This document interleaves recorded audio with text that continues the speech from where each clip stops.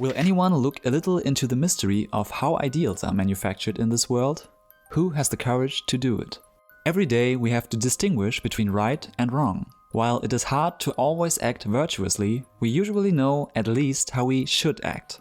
But what if these moral imperatives are based on a lie? What if everything you thought you knew about right and wrong is nothing more than an agenda set up by a group of incapable and spiteful people? Today we take a tour with Nietzsche into the grimy workshops of morality, where ideals are forged in the fires of societal whisper and clandestine agreements.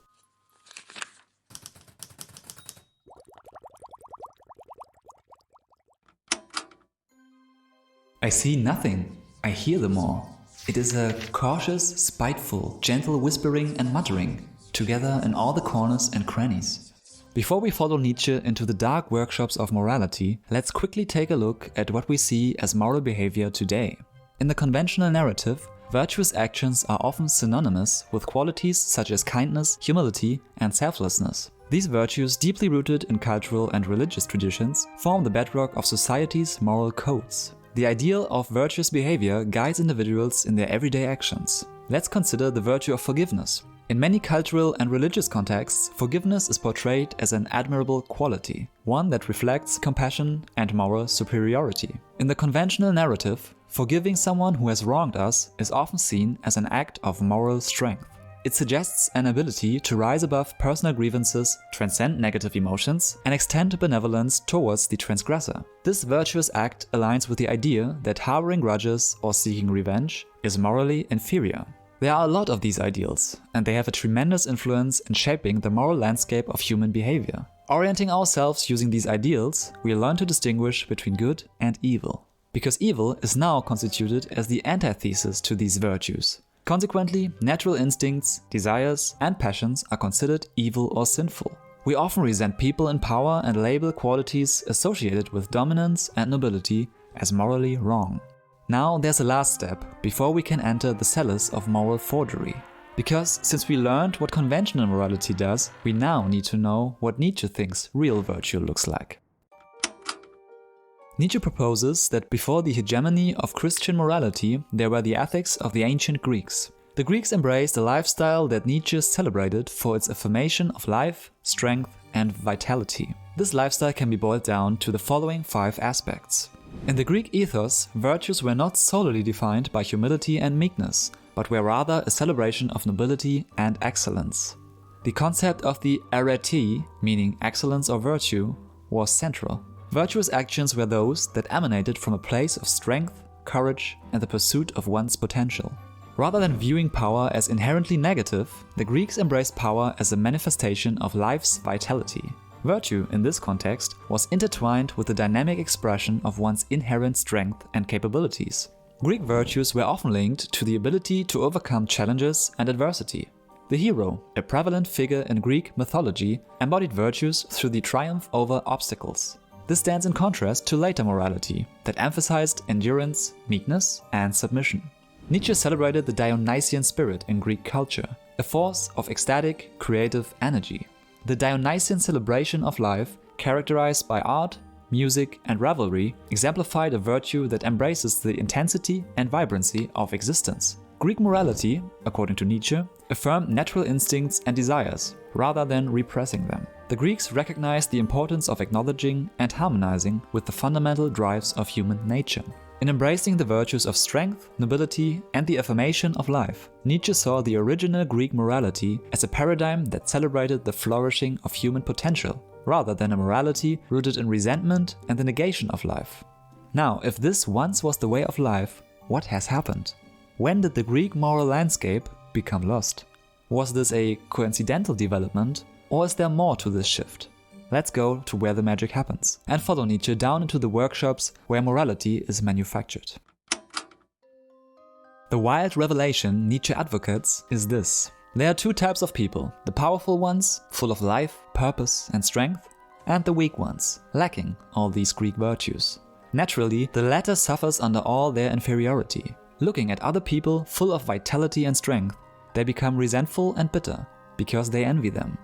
In a desperate attempt to shed their feelings of inferiority, they reframe their weakness and pass it off as strength. They are not weak, They are forgiving, patient, and humble. Out of their grudge against the vital beings in line with Greek virtue, they want to downgrade them. So they label everything that embodies the opposite of their deficiencies as evil. These vital beings are not powerful, but power-hungry. Their strength is not a sign of health, but of a pathological need for suppression. Their wealth is not a sign of achievement, but of exploitation. Listen to the vivid descriptions of a participant of Nietzsche's tour into the workshops where these ideals are manufactured. I see nothing, I hear them more. It is a cautious, spiteful, gentle whispering and muttering, together in all the corners and crannies. It seems to me that they are lying. A sugary softness adheres to every sound. Weakness is turned to merit, and the impotence is turned to goodness. Craven baseness to meekness. Submission to those whom one hates to obedience. The inoffensive character of the weak, the very cowardice in which he is rich, his standing at the door, his forced necessity of waiting gain here fine names, such as patience, which is called virtue.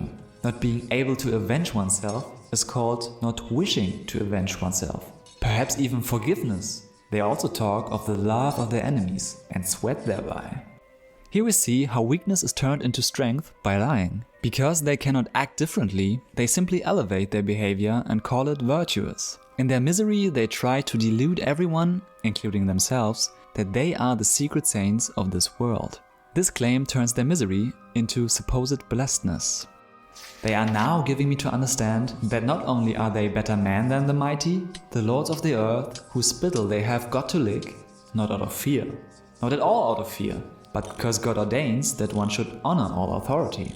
Not only are they better men, but they also have a better time. These workshops where ideals are manufactured, verily they reek with the crassest lies. It is this doublespeak that makes such a moral inversion so dangerous. The inferior pretend to be virtuous and benign. Most of them even believe this themselves. But below the surface there is resentment and bitterness, which over time turns into spite and a thirst for revenge. So in the end, our tour guide Nietzsche closes with a warning. Take care. These sallow beasts of revenge and hate, what do they make out of their revenge and hate? Do you hear these words? Would you suspect, if you trusted only their words, that you are among men of resentment and nothing else? Obviously, this account should be taken with a grain of salt. I think we should not consider it an accurate historical account of a moral paradigm shift. Rather, it serves best as a psychological observation.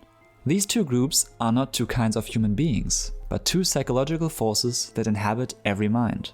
It is tempting to pass off one's weaknesses as strength, and even more so to develop a contempt for people that are wealthy and more competent than oneself. Undoubtedly, there are plenty of cases of unfair inequality and suppression, in some areas even to an intolerable amount. But if this leads to a generalized contempt for strength, competence and success, we become caught up in a crooked lie. Have you ever caught yourself passing your weaknesses off as strengths? Write your thoughts down into the comments below. And if you like my content and want to support me, people subscribing to my channel is always a huge thing for me, so feel free to do so. Thanks for watching.